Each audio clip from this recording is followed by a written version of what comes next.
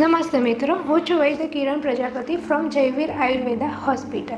હવે આજે આપણે ઇનફર્ટિલિટી વિશે જાણીશું. ઇનફર્ટિલિટી એટલે શું?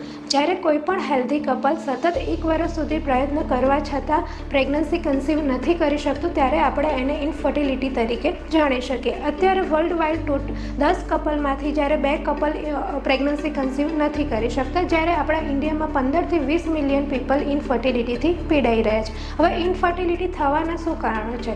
તો આયુર્વેદમાં આપણે જ્યારે પ્રેગ્નન્સી કન્સીવ કરવી હોય ત્યારે તેના માટેના 4 પરિબળો જવાબદાર ગણાવ્યા છે, જેમ કે સ્ત્રી બીજ, પુરુષ બીજ, ગર્ભાશય અને પ્રોપર ઋતુકાળ. હવે એમાં જ્યારે કોઈ પણ વિકૃતિ સર્જાય ત્યારે આપણે ઇનફર્ટિલિટી જોવા મળે છે. હવે સ્ત્રીમાં ઇનફર્ટિલિટી થવાના કારણો શું છે?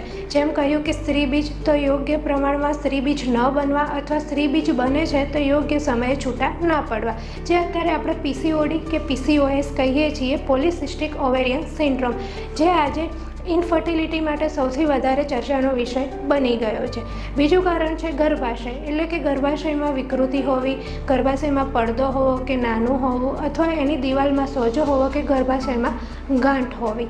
ત્રીજું છે હોર્મોનલ ઇમ્બેલેન્સ, જેમ કે લો AMH હોવું, પ્રોલેક્ટિન વધારે માત્રામાં પ્રોડ્યુસ થવું. ચોથું કારણ છે અત્યારે જે વધારે જોવા મળે છે મેન્ટલ સ્ટ્રેસ, એન્ઝાયટી, ભય, ક્રોધ. આ બધાના કારણે પણ હોર્મોનલ ઇમ્બેલેન્સ વધારે જોવામાં મળે છે. પછી બીજી અન્ય બીમારીઓ જેમ કે સ્થૌલ્ય છે, ડાયાબિટીસ છે, હાઇપોથાઇરોઇડિઝમ છે, આ બધાના કારણે પણ ઇનફર્ટિલિટી જોવા મળે છે. અને કોઈ પણ કારણો ન હોવા છતાં પણ જો ઇનફર્ટિલિટી જોવા મળે તો એને આપણે અનએક્સપ્લેન્ડ ઇનફર્ટિલિટીમાં ગણાવી શકીએ. એ જ પ્રમાણે પુરુષોમાં ઇનફર્ટિલિટી થવાના કારણોમાં જેમ કે શુક્રાણુ બીજ યોગ્ય પ્રમાણમાં ઉત્પન્ન ન થવા અથવા ઉત્પન્ન થાય છે તો પછી તેમાં એની ગુણવત્તા ઓછી હોવી. તો હવે એનો ઉપાય શું છે? તો આયુર્વેદ પ્રમાણે પંચકર્મ દ્વારા સ્ત્રી અને પુરુષ બંનેના શુદ્ધિકરણ કરીને અને આયુર્વેદિક ઔષધિઓ દ્વારા આપણે ઇનફર્ટિલિટીની સારવાર કરી શકાય છે.